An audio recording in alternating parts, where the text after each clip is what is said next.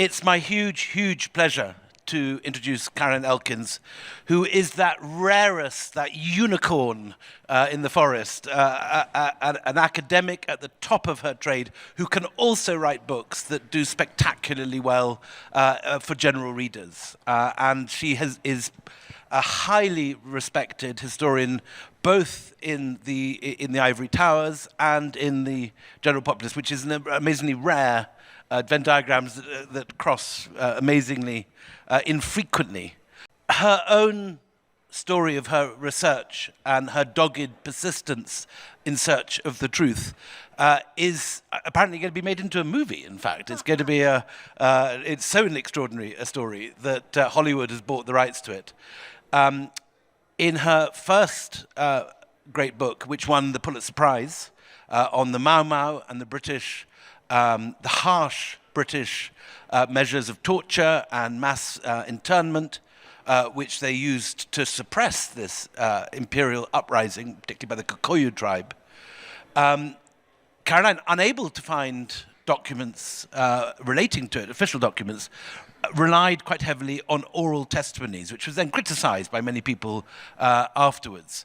And in the event, Caroline pursued this, stuck to her guns, and it turned out that there were no less than 240,000 files that the Foreign Office had had all along, and which they had hidden deliberately out of reach of historians, which proved everything that she had gathered in her oral work, which she managed to access to prove her case and win a trial that eventually brought financial relief to some of the victims, an apology from the British government, and a monument to the victims. It's a very, very rare case of a historian pursuing, she deserves every bit of that clapping, pursuing their work in the face of extreme threats and a long period of her life suffering anxiety and legal threats and so on.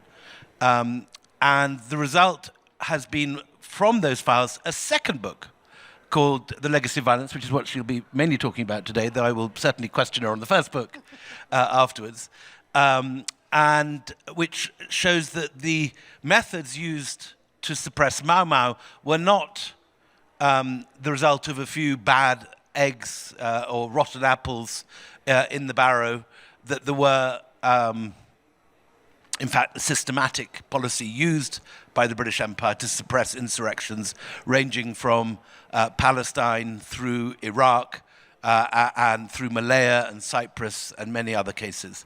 So in this second book, a much wider canvas is taken on, and it is a remarkable feat of storytelling, which has also won every imaginable prize and received a series of extraordinary reviews. So what we propose to do is to let Caroline tell her story for half an hour. I'll then chat a bit and then open it up to you guys for further questions. So go to it, Caroline. Well, thank you. Thank you so much, William, for those generous words, and just for having me here. And everybody at Teamworks and the rest, it's an extraordinary event to pull off, and I think as an author to see all of you to take your time on a beautiful Saturday to talk ideas. It's just extraordinary, and so thank you for creating this opportunity. Now, what I'd like to do, can I get these slides up here? Yes? Perfect. Thank you. So what I'd like to do is talk to you a little bit about which William sort of touched on, the inspiration for this book. And it comes from Imperial Reckoning, and as William was just saying, that book was really a book of an active historical reconstruction of these detention camps and these emergency villages that took place during the 1950s, during this moment called the Mau Mau emergency. And the book itself was intended really to do one thing.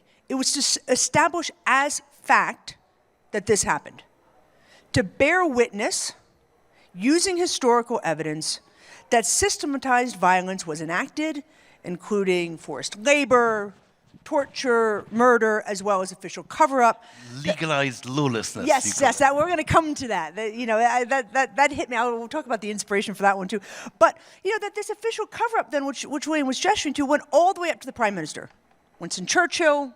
Then it goes on to Macmillan, and of course, all good purchases, as William was just gesturing to, it was clear that there were massive amounts of files missing. And so, as I said, it's this act of historical reconstruction, trying to put this back together again, trawling through the archives in London and Nairobi, trying to find any bits and pieces, and then, of course, hundreds of oral testimonies. So it's a bit like a mosaic that you put together. While the picture of the mosaic is incomplete, it is vibrant enough, clear enough in what it's telling you to draw various conclusions. But there are many unanswered questions in this book. As I said, it had its limitations. It was a book that was meant to bear witness, and trying to understand why this was happening, the how and why this kind of violence was taking place. And at the same time, and I'll sort of give us a sense of the map here, it was said at the time by historians and certainly by politicians and some in the media that Kenya was an exceptional case, right, to an otherwise exceptional British Empire. That exceptional not only because of its size and scope, this just gives you a sense, right, to orient ourselves. I love maps, they orient us, right? Where 25% of the world's landmass, give or take, approximately 700 million subjects. It's the largest empire the world has ever known. But it's also considered exceptional by some because of its liberal imperialism, which is based upon this notion, of course, liberalism being taken to empire with its ideas of reform. And it's, in common parlance, often known as a civilizing mission, with sort of this idea that Britain's colonial ideology was to transform these so-called native populations into modern citizens. And Britain, of course, did this with the minimum, the exceptionalism, the minimum use of force, and instead benevolent policies, education, healthcare, infrastructure, all these things. And it made Britain different from all other European colonizers, particularly the wretched French, the bête noire of all things British. Okay. But I had my doubts, right? And to give you a sense, I knew from my own work that on Kenya, that in the archives, I saw these different figures sort of coming into Kenya and then going out of Kenya. And we knew at the time, again, to give you a sense, here's our map. If we take, many of them are coming from the UK, after World War II, the first major state of emergency, right, and there are over 30 in the post-war period, is in Palestine, and then we go on to Malaya, then to Kenya, then to Cyprus. These are the big ones, Aden, Northern Ireland. And then, of course, at Malaya, there's another one where the British are actually going and sending personnel to Washington where they're advising various administrations on counterinsurgency, and that's why Strategic Hamlet, for example, in Vietnam, looks very similar to what's going on in Malaya and Kenya.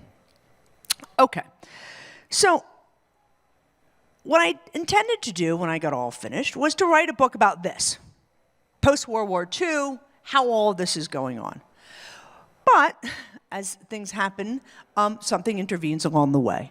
And as I'm starting out on this project, 5 elderly Kikuyu claimants from Kenya's Central Highlands sue Her Majesty's government, filing in 2009 for systematized violence committed in Kenya's detention camps and emergency villages. And they file a suit in London's High Court. It's the Foreign and Commonwealth Office that is the named defendant. And they're using my book as the evidentiary basis for the case. And we can talk about in the Q&A. I end up becoming expert witness for the claimants. And I always like to think at the time, I was like, oh, I love law programs. I watch lots of Law and Order. I know what to do. I had no idea what I was getting myself into. And in the course of the case, about partway through, the Foreign and Commonwealth Office makes a stunning announcement in court, which rarely happens. It happens in Law and Order, but it doesn't happen in real life.